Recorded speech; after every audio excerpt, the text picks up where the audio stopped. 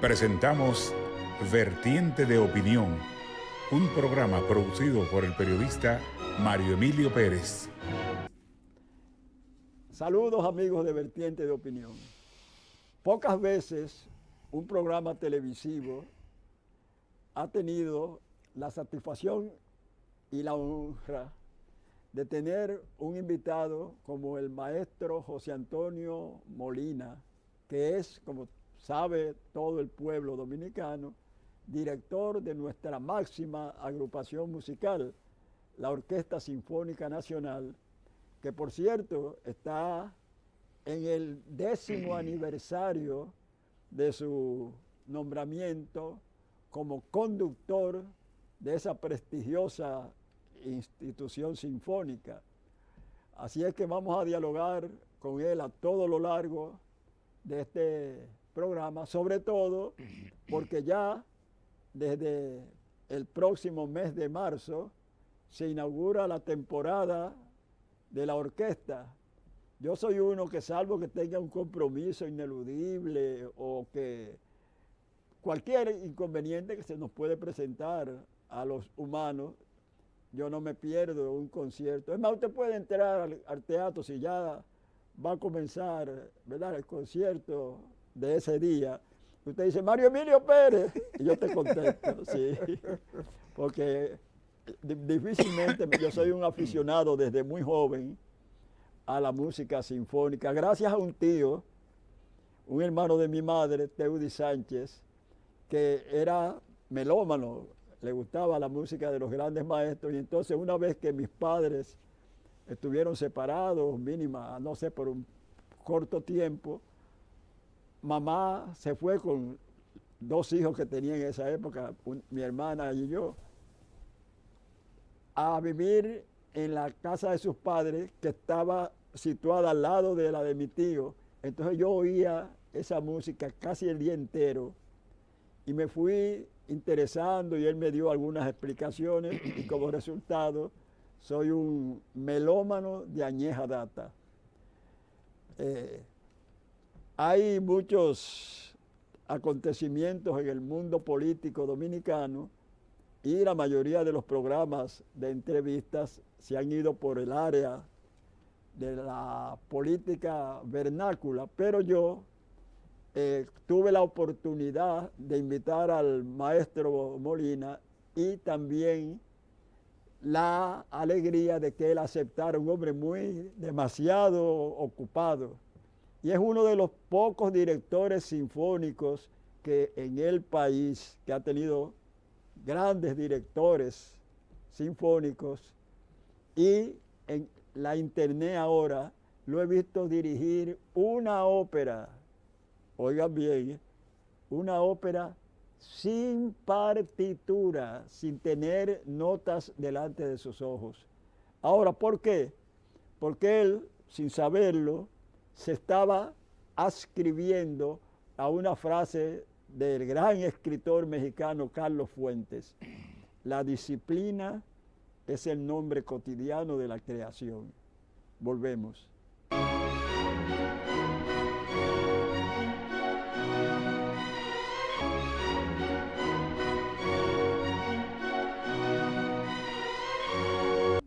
De inmediato pasamos a dialogar con el maestro José Antonio Molina, director de nuestra Orquesta Sinfónica Nacional, compositor, arreglista, director, pianista muy bueno, que si él hubiera querido, se hubiera dedicado a ambas cosas, pero prefirió dedicarse a la dirección. Bueno, siempre fue, creo que un autor existencialista, Jean-Paul Sartre, que dijo que el hombre era un ser que estaba condenado a elegir. Y es verdad, desde que uno se despierta y se levanta por la mañana, está eligiendo: me baño ahora, llamo por teléfono a fulanito, ¿qué voy a hacer?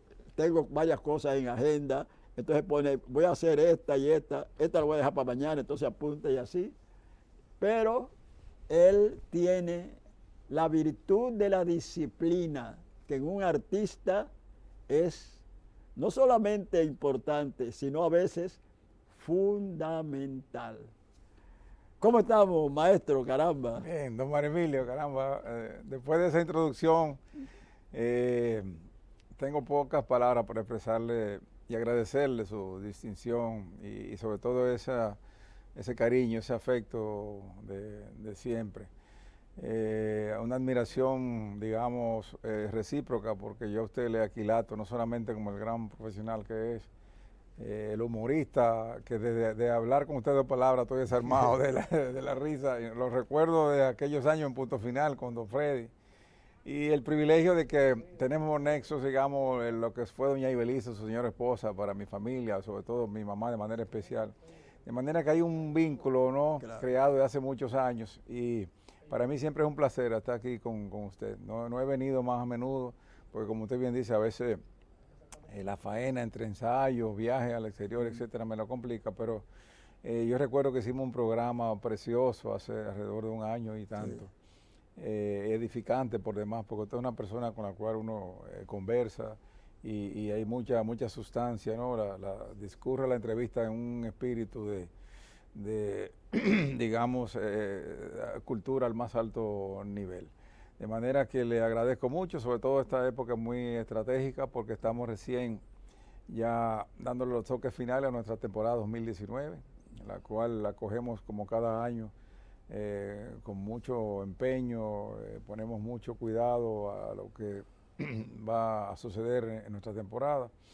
Venimos de un año, digamos, que ha discurrido precioso, en principio con la gala que hacemos tradicionalmente para el Banco Popular en la Basílica de Higüey, con el tenor de apellido Astorga, que vino, hicimos una noche de arias, canciones napolitanas, zarzuela espectacular.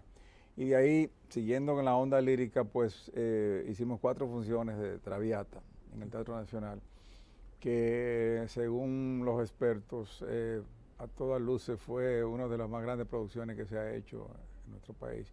Y cuando me hablo de expertos, le hablo de gente como doña Carmen Heredia, el maestro Julio de Win, por no hablar del público en general, que me encontré con gente hasta con comentarios que me hacían sentir hasta cierto punto incómodo, porque dicen ya que no tienen que trasladarse a ninguna gran ciudad del mundo para ver una ópera dignamente hecha en su nivel, en su propia tierra.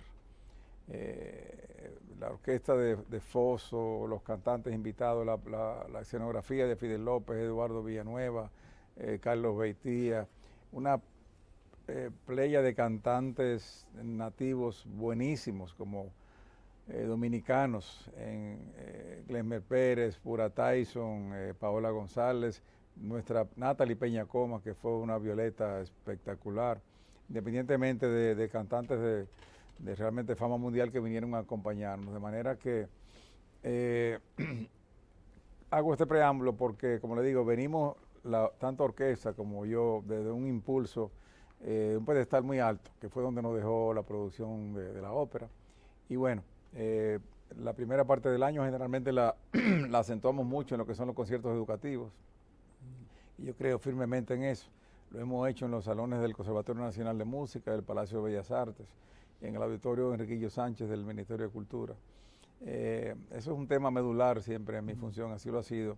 Y creo que ya a lo largo de una década con la orquesta, los resultados se están dando a ver. La población, un volumen importante de la población que visita nuestros conciertos es un público joven, producto de ese tipo de política que tengo yo con la orquesta, de acceso a la juventud. Entiendo que la música es una herramienta sociocultural sin precedentes y que no se ha utilizado con el potencial en su justa dimensión en nuestro país. Y yo apuesto a que ha ido cambiando y seguirá cambiando, sobre todo el interés y el amor de los jóvenes por la música. Sí. Yo, aunque conozco su humildad, su modestia, no puedo menos que, yo no diría que obligarlo, porque no, en una entrevista entre usted y yo es como si estuviéramos quizás en uno de nuestros hogares o en el teatro, pero ¿cuántos directores sinfónicos en la historia de esa vertiente de la más universal de las bellas artes ha conocido o ha tenido usted el placer o el privilegio de verlos conducir una pieza larga y difícil como es una ópera sin partitura? Bueno, se me hace un poquito difícil hablar de eso porque evidentemente que es algo muy personal que gente de la talla suya, el maestro Julio de Win, insisto, grandes músicos de la orquesta, y por qué no, la camada joven que viene ahí, dicen que desde sus inicios, desde los inicios de la orquesta sinfónica misma hasta el día de hoy, director extranjero o nativo, no ha tenido, digamos, no ha hecho una proeza, como le llaman ellos. No solamente con Traviata, sino las funciones de Bohème que yo hice en el 2013, también las dirijo de memoria. Como dirijo básicamente todas las obras que hago con la orquesta. Hay algo en eso, don Mario Emilio, en términos de conocer, bueno, es una cosa casi que está en desuso ya. Usted va a ver cualquier grabación de una de las grandes casas de ópera con los grandes directores y generalmente tienen una partitura enfrente. Claro. Es un gran reto porque es una responsabilidad compartida con un gran elenco. Hay mucha gente, el director operístico tiene bajo control de sí muchos elementos. Entonces realmente es una combinación de cosas. O sea, usted ve, por ejemplo, de repente pensando en directores de la antigüedad, que es el referente que tengo, o sea, Furtwängler, Karajan, Lenny Bernstein, por ejemplo, hay un Fidelio dirigiendo de memoria, pero es escaso.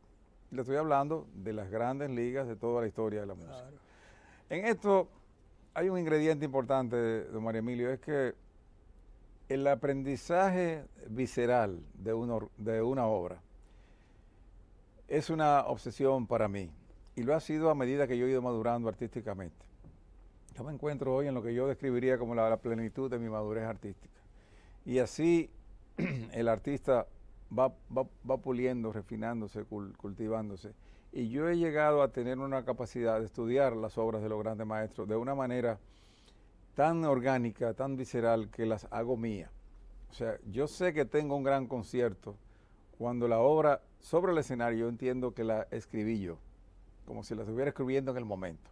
Solamente así yo sé que estuve abstraído en el mundo, en el espíritu y la esencia del director, del compositor, y que transmití eso, y que la obra es de un gran maestro canalizada a través de José Antonio Molina. Pero para eso tienen que hacer un conocimiento muy cabal. No basta con saber que toca el clarinete allí, el segundo violín, tal cosa. Es un aprendizaje real de la obra. Eso es la parte, digamos, más modesta que yo, mi respuesta. Hay otra que no puedo, digamos, faltarme a mí mismo y sobre todo al regalo, al don que me ha dado Dios, de que es innata. Por más humilde y modesto que yo quisiera ser, hay algo en mi cerebro, en mi el aspecto que es un don con el que yo nací. Y yo así creo mucho en la dirección. Yo he conocido, don Mario Emilio, grandes músicos, cabales a toda capacidad, que no pueden ser directores, porque no nacieron para dirección. Yo no creo que la dirección orquestal se enseña. Usted tiene un maestro que le guía y le va cultivando eso que ya usted tiene. Pero la dirección orquestal es un misterio, es algo tan abstracto que no tiene nada que ver con ser un gran músico, es algo mucho más allá. Entonces, parte de ese regalo que me ha dado Dios, aparte de como usted bien dice, el trabajo de un artesano día tras día, la disciplina, me da ese conocimiento cabal de mis obras y al final memorizarlo no es un proceso aparte, es parte de ese aprendizaje y por supuesto muy enfocado o muy sedimentado en ese regalo que yo entiendo que me ha dado Dios también, que para trabajar y procesar la música. Al final me hace un director muy feliz, porque si usted está conversando conmigo y estuviese leyendo algo, no pudiera ponerme la atención que me puede poner si tú conversáramos sin un papel por el medio. Pasa exactamente lo mismo. El contacto con cada uno de esos cantantes de la ópera, con la orquesta, con el coro, con todo lo que pasaba ahí, si yo tuviese un papel frente no pudiera atender ambas cosas. Igual me pasa dirigiendo los conciertos con las grandes obras sinfónicas. Es un deleite poder, incluso yo he cometido y cometo frecuentemente la osadía de solistas, violinistas, pianistas, etcétera, también dirigirlos de memoria, porque tengo con ellos un contacto visual mucho mejor y un control absoluto de mi personal, sin la atadura de un atril por el medio o una partitura. Por supuesto, generalmente eso se enfoca a un, por así decirlo, repertorio establecido que uno viene estudiando por mucho tiempo. Si hoy día alguien escribe una obra contemporánea que se escribió ayer, pues por supuesto yo me entrené para leer cualquier partitura que se escribe y la voy a leer y ese es lo que hace habitualmente un director. Lo otro es un poco la excepción a la regla. Sí. ¿Sabe que yo me quedo a veces sorprendido de que músicos, incluso algunos que no han actuado como solistas de un determinado instrumento con el cual se desenvuelven en su vida artística, me dicen, por ejemplo, a mí no me gusta fulano como director sinfónico, pero no lo han visto actuar en el país, lo han escuchado obras que ellos dirigen o lo han visto en la internet dirigiendo. Entonces yo digo, caramba, como eso me lo decían antes de que la internet estuviera, ¿verdad?, tan difundida, yo pensaba y les preguntaba, y entonces algunos me decían, yo no puedo darte una explicación quizás técnica de por qué no me agrada, pero cuando lo escucho, las obras dirigidas por él no me gustan. ¿Cómo explica el maestro José Antonio Molina, para quien pocos secretos tiene la música, si es que tiene alguno, esta circunstancia? Fíjese, al final es una cuestión de gusto, porque las obras de los grandes maestros, el repertorio sinfónico universal, es un verdadero crimen cambiar absolutamente nada en su esencia. La partitura de un gran maestro se respeta, es intocable, es un material que no hay como negociar, cambiar nada. Ahora bien, cómo cada director asimila ese mensaje y la esencia del espíritu de esa obra y lo transmite a una orquesta y en consecuencia a ese público que después dice me gusta más fulano, es el gran misterio. Entonces, ¿por qué la sinfonía de Furtwängler, por ejemplo, son diferentes a las que hacía Bruno Walter? ¿Y por qué Scholti es diferente a Subimeta? ¿Por qué Abbado y Barenboim la hacen las cosas diferentes? Eso es, ahí está el encanto de las cosas. Es como decir, con el mismo material, cosas diferentes. Cómo encontrar magia, noticias dentro de una cosa establecida que no se puede romper las reglas ni ponerle la mano a nada que haya escrito el gran maestro. Sin embargo, en buscar dentro de ese marco la suficiente creatividad como artística como para traer noticias que esos músicos y ese público no haya escuchado. Entonces, yo, por ejemplo, el repertorio germánico, Brahms, Beethoven, me fascina por Karajan, para decir algo.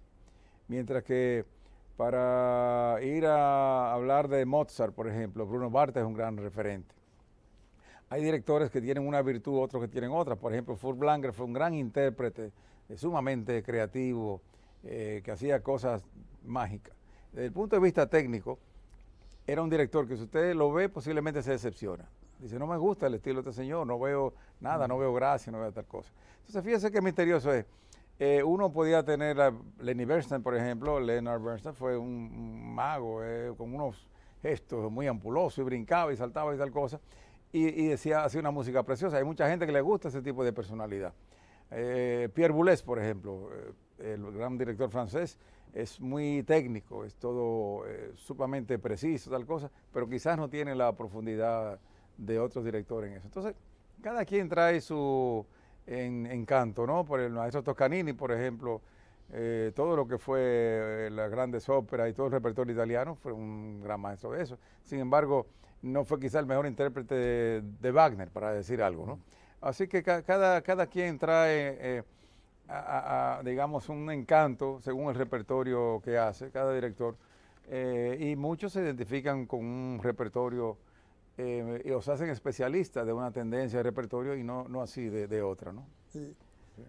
Bueno, yo confieso que cuando tengo como invitado al maestro José Antonio Molina, en lugar de tratar los temas específicos para los cuales lo invité, me surgen muchos. ¿Por qué? Porque no todos los días uno tiene una figura artística de su talla en un programa de entrevistas, porque si yo me llevo del gusto de las inquietudes que he tenido a través de mi vida de melómano para hablarles sobre ellas, me olvido de la temporada que va a comenzar el mes próximo y que él va a dirigir.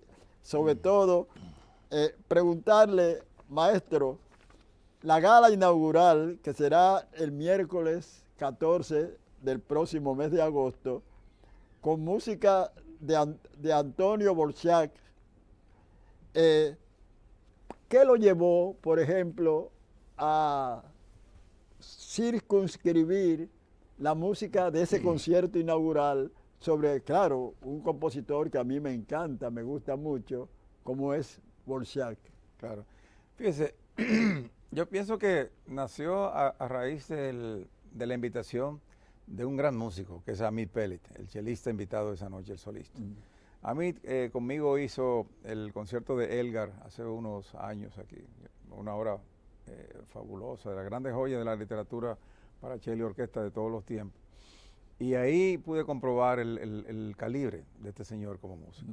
Amit tiene, entre otras cosas, la dicha de que trae al país, cada vez que viene, un cello que le pertenecía a Pablo Casals, que se lo ganó a través de concursos prácticamente, y se eligió a Amit para entregarle el cello de la leyenda Pablo Casals. Entonces, lo primero que el público va a escuchar un instrumento exquisito, que viene ya por tradiciones de unas manos como la del maestro Casals. Y luego, como invité a Amit, me dijo, maestro, hicimos el Elgar precioso hace tantos años, yo quisiera hacer el concierto de Dvořák algún día con usted. Y a partir de eso, digo, ¿por qué entonces no nos animamos a hacer una noche todo Dvořák? Vamos a hacer el concierto, que por cierto, don María Emilio, es el concierto de Dvořák, el famoso concepto del concierto sinfónico realmente. O sea, mucha gente lo define como una sinfonía con un cello obligato. O sea, nada mejor escrito posiblemente en términos de cómo se involucra orquesta y solista como ese concierto de cello. Es una obra extensísima, de casi una hora, 50 y tantos minutos. Entonces dije, bueno, voy a parear eso y hacer una noche novedosa, porque se hace mucho todo Beethoven, todo Mozart, tal cosa. Vamos a hacer una noche todo Dvořák con la sinfonía quizás más icónica en mi modesto repertorio de Dvořák, es mi favorita, la número 7, en re menor, que ya yo considero una obra de repertorio con la orquesta, porque la hemos hecho en mucho tiempo, varias veces. Y entonces de ahí nace, digamos, el concepto de hacer una noche inaugural con un gran solista y un compositor exquisito que, como usted, el mundo ama y recibe su música con mucho entusiasmo siempre. El segundo concierto, que será el miércoles 11 de septiembre, incluye entre las obras a interpretarse una pianista china, Semi Li, que ha ganado importantes competencias internacionales, de acuerdo como se dice aquí en el programa. Sí. Va a interpretar el concierto para piano y orquesta de Schumann, que por cierto fue el único concierto para piano que Schumann escribió, ¿verdad? Tengo entendido. Hay una obra corta para piano y orquesta también, pero Schumann escribió el concierto en la menor, el único, que por cierto yo tuve la dicha de tocar aquí acompañado del maestro de Wien, fue en el Teatro Nacional hace unos años. Una obra muy especial, difícil. Sí. Esta señora está llamada a ser una especialista en música de Schumann. De manera que esa debe ser una noche muy exquisita. Le he pedido al maestro Moon que dirija una obra dominicana y entre varias selecciones que le enviamos se decidió por dirigir A la caída de la tarde del maestro Cerón.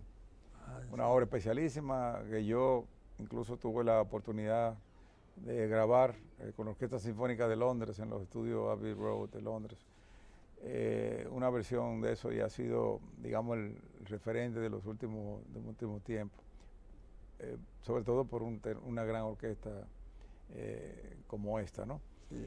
Y entonces, por supuesto, la Sinfonía Fantástica de Berlioz, que es una obra monumental de muchísima, que goza de mucha aceptación en la población nuestra y en el mundo, y por supuesto el aniversario de Berlioz también. De manera que son temas. Al final, una temporada no es más que, María Emilia, uno empezar a poner el oído en el corazón de la gente, en el sentido de leer tu ciudad y ver qué contenido musical es apropiado en cada momento. En esta curva de la década junto a la orquesta, yo he ido dosificando poco a poco y más o menos creando un menú sinfónico, si pudiese describirse así. De manera que el público sigue oyendo las obras que tradicionalmente ama, pero también tomarme la aventura o la discreción de ir poco a poco insertando obras a un repertorio que ya ellos no han tenido exposición antes. Pienso que es parte del éxito de un director. Zubin Mehta, por ejemplo, fue director de la Filarmónica de Nueva York y se dice o está, digamos, certificado de que ha sido el hombre de más éxito allá, porque fue el que mejor leyó la ciudad de Nueva York. Un músico tan extraordinario como Pierre Boulez, por ejemplo, tuvo escasos meses o un año como poco, porque no entendió la música, no entendió la ciudad de Nueva York y programó obras que no estaban en el gusto de esa gente y su reinado fue muy efímero.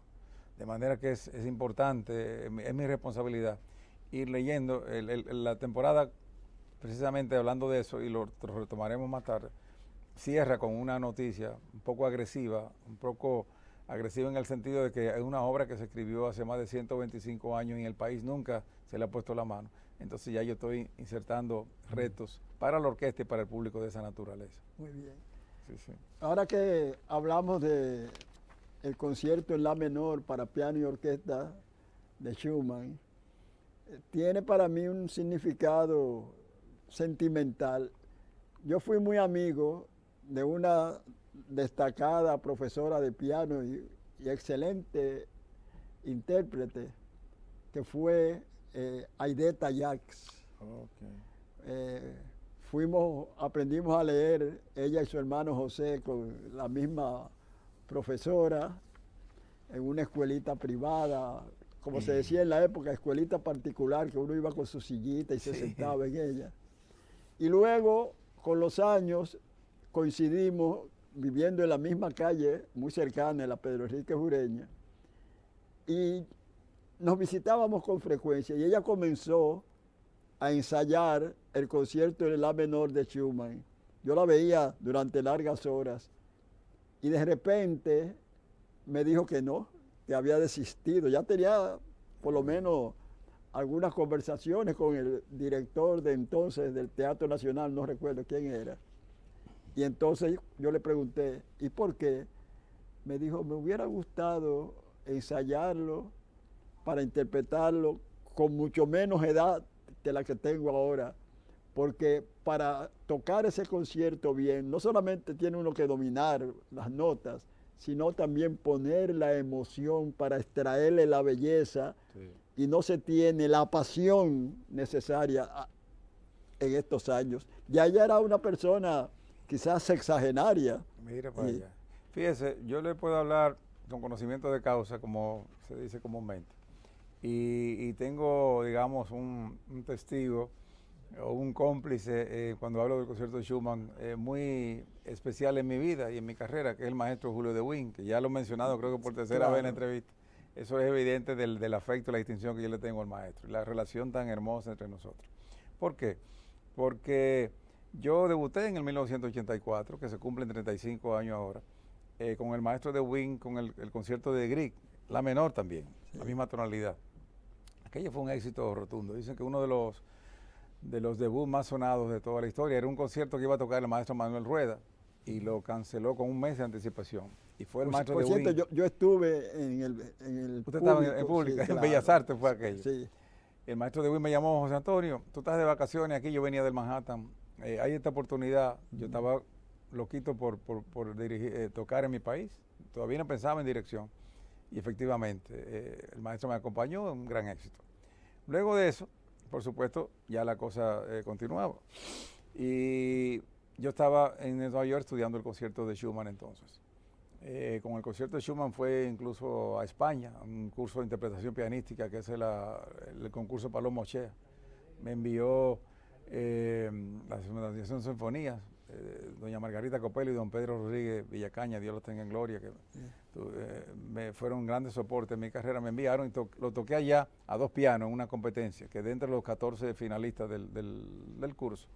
Y a mi regreso, de nuevo el maestro de Wien me acompañó el concierto de Schumann. Fíjese, hago énfasis en el director porque en las grandes competencias de director de orquesta se utiliza el tercer movimiento del Schumann como una prueba de fuego para los directores. Muy difícil de acompañar. De manera que no solamente un gran reto como concierto de piano, sino dirigirlo también. Yo, por así decirlo, caí en un gancho, porque yo entendía que el Schumann era un poquito menos demandante que el Grieg, que toqué primero con tanto éxito. Sí. Realmente no, es una obra mucho más difícil, muy difícil técnicamente, y como dice la señora Dieta ya, interpretativamente hay mucho que dar de sí, con mucho menos información, no tiene alardes, aquello es pura sustancia.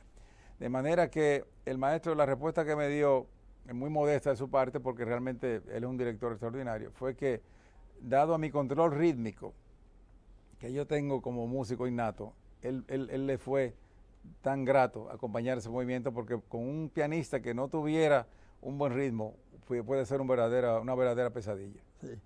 Bueno, ya nos está haciendo las señales de rigor para la segunda pausa de este programa con el maestro José Antonio Molina, que yo quisiera que la próxima vez que lo entrevistara durara siquiera aproximadamente 5 horas y 15 minutos. Volvemos.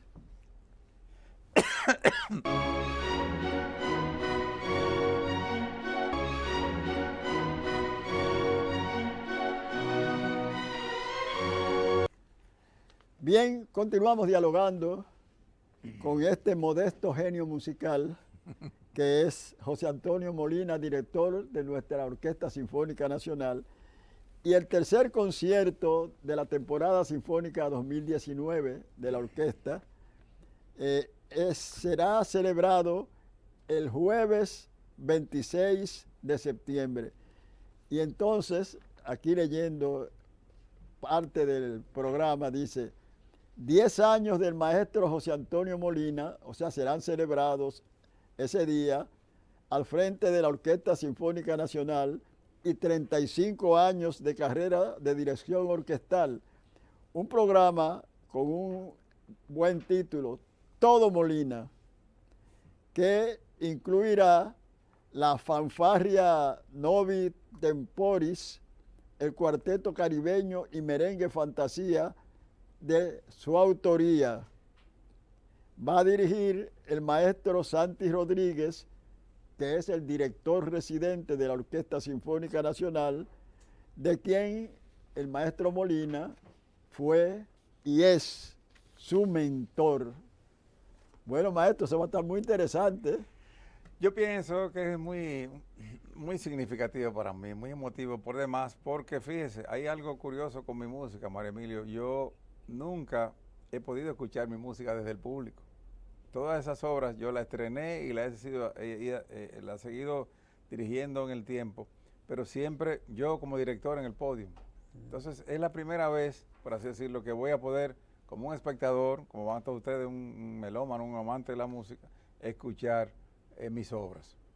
La Fanfarria Novis Tempori fue un encargo de un festival, una de las versiones del Festival Musical de Santo Domingo. La estrenó el maestro Filipe Antremont. Luego el Cuarteto Caribeño es una obra que data ya de algunos 10 o 12 años en mi catálogo. Una obra para cuarteto realmente ambiciosa, de unos 50 minutos casi. Pero yo le pedí a Santi que hiciésemos una versión para orquesta de cuerda, o sea, añadiendo un contrabajo, como la quinta parte, y hacer solamente el primer movimiento y el tercero.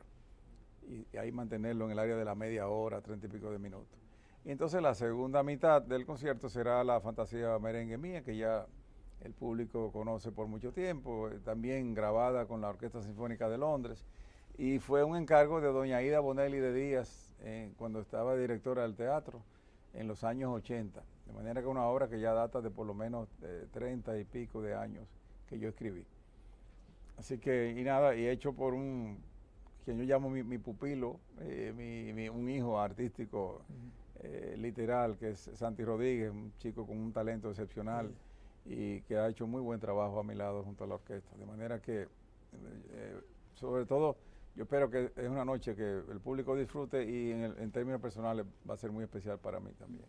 Veo aquí que el cuarto concierto que será celebrado el miércoles 16 de octubre se titula Celebrando a Rimsky-Korsakov.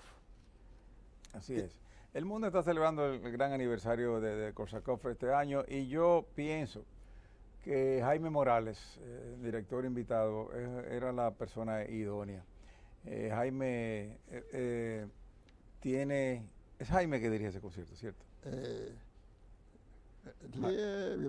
Va a tocar la violinista Svetlana Radoskovich, que es miembro Svetlana, claro, sí. de la orquesta. Sí, pero el director perdón, que no tengo eso claro.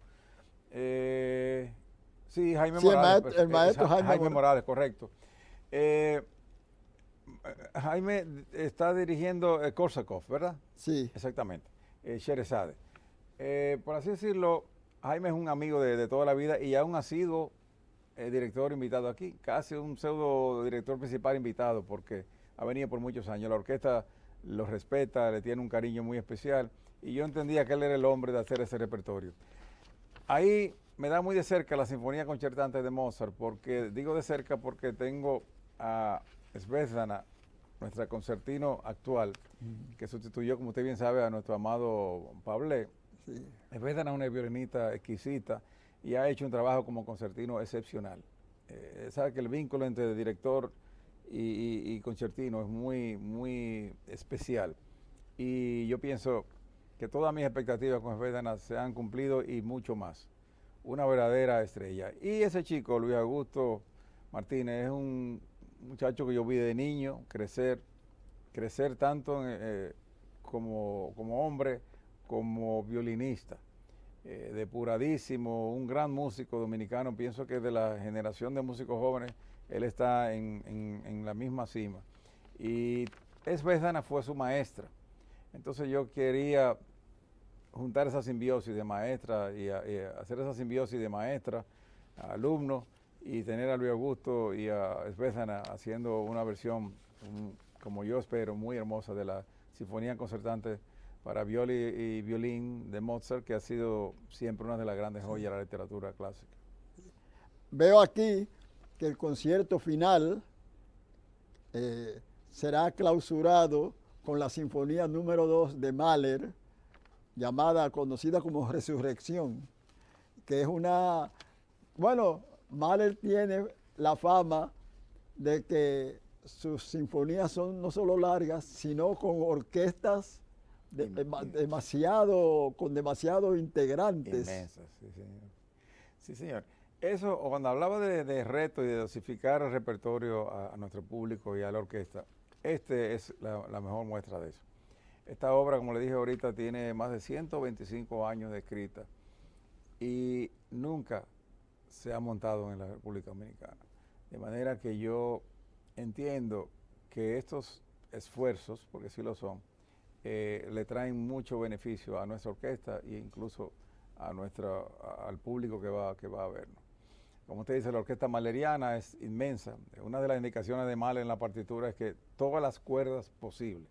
De manera que si tenemos una sesión de violines de 16, 14, 12 violas, 10 y tal cosa, eso sigue siendo poco para Mahler. Todo lo que se puede hacer. Con perdón de la interrupción, Sí. que no debería hacerla ni siquiera mínimamente. Tranquilo.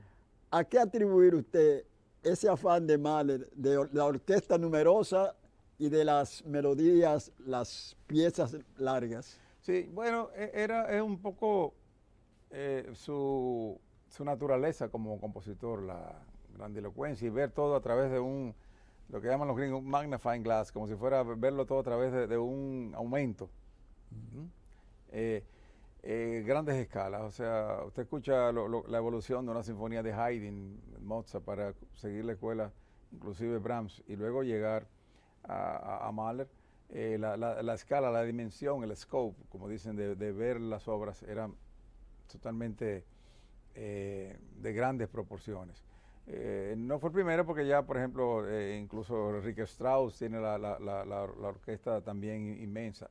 Pero para decirle un ejemplo, yo tradicionalmente uso 4 cornos franceses en la orquesta. Para el Mahler necesito 10 cornos franceses. Trompetas generalmente son 3, aquí son 6. 2 contrafagotes, 2 cornos inglés, cantidad de madera, piccolo, flauta, clarinete, tercero, o sea, una inmensidad, independientemente de un coro que Dios mediante van a bordear los 200 cantores, dirigidos, preparados por el maestro Leonay Medina, pero de diferentes instituciones para tener una masa coral de esa magnitud, haciéndole reverencia al espíritu de Mahler. Mis solistas serán Glemer Pérez como contralto y Paola González como soprano. De manera que yo pienso que esa será una noche sumamente especial. Primero, noticia, porque es un estreno nacional, noticia en el repertorio que ha hecho nuestra orquesta y que ha recibido nuestro público. Y segundo, ya yo siento que en mi orquesta, y la llamo así con muchísimo orgullo, está en la tesitura, dando el calibre de abordar obras como esa. Para el año que viene, por ejemplo, yo vengo acariciando la idea de hacer la consagración de la primavera de Stravinsky, que también tiene escrita desde 1913 y nunca se ha hecho aquí. Entonces, ese tipo de reto, la orquesta lo necesita, es saludable y han sido obras que, para así decirlo, son repertorio tradicional en cualquier parte del mundo. Y aquí se han tenido un poco de lado porque sí tienen un grado de dificultad intrínseca para montar, etcétera. Pero es tiempo ya de asumir esos retos. Y yo quiero empezar esta nueva década con la orquesta, con este tipo de conquista, de esas grandes obras icónicas del repertorio. Se me ocurre una pregunta, maestro.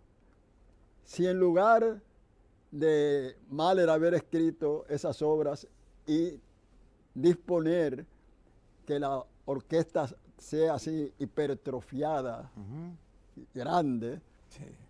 hubiera sonado igual, mejor, ¿qué opina usted? Si hubiera sido escrita para una orquesta normal. Tradicional. Definitivamente no le hubiera hecho servicio a su música, No, o sea, con la sinfónica, pero para decirlo tradicional, como yo voy a dirigir, para decirle un ejemplo muy gráfico, la sinfonía de Dvorak, el 14, esa misma orquesta no puede hacerle justicia al concierto del 20 de noviembre con la segunda sinfonía de Mahler, porque él la escribió, la concibió para esa masa orquestal hipertrofiada, como usted bien describe, y de otra manera no suena. Es como si el coro, en vez de 200 voces, usara 20 cantores. Nunca va a ser lo mismo. Igual que si él pide todas las cuerdas posibles y yo tuviera ahí un grupito de, qué sé yo, 20, 30 instrumentistas de cuerdas, no, él quiere una masa de por lo menos 60 arcos. Entonces es la única manera de ese repertorio quedar bien. No así la Sinfonía Concertante de Mozart, por ejemplo, donde a veces nosotros reducimos la sección de cuerdas para hacerle un poquito más de justicia al espíritu y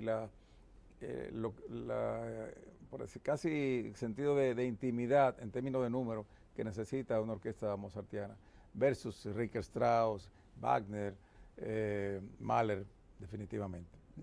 Con su buena memoria, que se pone de manifiesto cuando puede dirigir una obra difícil, sin partitura, y usted ha mencionado numerosos directores sinfónicos de dimensión mundial en su fama. La pregunta es, como director, ¿cuáles cree usted que deben ser las principales cualidades, independientemente del talento y la capacidad, para ese universo musical, poderlo dirigir con la máxima eficiencia? Yo pienso que es una combinación de cosas. Fundamentalmente el oído. El oído es la herramienta visceral para cualquier músico, pero de manera muy especial para un director. Entre muchísimas otras disciplinas, por supuesto un solfeo depuradísimo, pero tiene que el director conocer orquestación, análisis, estudiar composición también. El cultivo de la técnica de sus manos es determinante, porque un director puede tener todas las ideas maravillosas del mundo y si no tiene cómo plasmar en una orquesta técnicamente lo que quiere, la orquesta no le va a comprender nunca y no va a poder nunca transmitir esas ideas tan bellas que tiene en la cabeza a una orquesta. Eso se hace una realidad cuando usted tiene un control, cuando ha entrenado sus manos de alguna manera, que todo lo que se te ocurre, entonces es posible transmitirlo a la orquesta. Eso es un deleite que toma mucho tiempo. Los directores jóvenes tienen mucho problema cuando comienzan con eso, porque no le reacciona a la orquesta a sus manos, como ellos entienden que debe ser. Y es un tema de escuela. Por ejemplo, el tema de la ópera en mi carrera ha sido, yo he tenido la virtud que mis dos profesores esenciales de dirección de orquesta eran ambos especialistas en ópera. Entonces, por eso, lamentablemente, en mi país no puedo hacer ópera con la frecuencia que yo quisiese, porque son producciones caras, pero me entrenaron desde el punto de vista operístico para yo sentirme perfectamente cómodo haciendo ópera. O sea que al final es una combinación de todos esos elementos. Sí. Bien, yo me convierto en un teleaudiente y no en un entrevistador de programas cuando tengo frente a mí a una notoriedad, una celebridad universal como José Antonio Molina. Pero debo decir que yo quisiera traerlo con más frecuencia aquí, pero sus ocupaciones, no solamente en el país, sino a nivel internacional, no le permiten, ¿verdad?, venir con esa frecuencia. Debo decirles a ustedes que este programa se transmite de 9 a 10 de la noche, domingos, por la frecuencia 6, tanto de Claro como de Telemicro, y vía satélite por Panansat 1. Pero si usted no puede ver al maestro y se pierde esta entrevista, que yo mismo no me la voy a perder porque la voy a ver más de una vez, puede irse a YouTube. A YouTube, después de la medianía de la tarde del lunes, porque este programa se transmite domingo y lunes, pues lo puede ver en YouTube. Es más, mientras usted vida tenga, puede deleitarse con esta entrevista. Hasta la próxima. Hemos presentado Vertiente de Opinión, bajo la conducción del periodista Mario Emilio Pérez.